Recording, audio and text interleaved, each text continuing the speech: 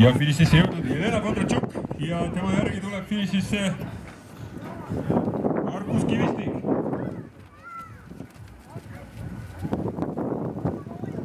Ja järgmine finišeeruja Merje Ruik A2K spordiklubi.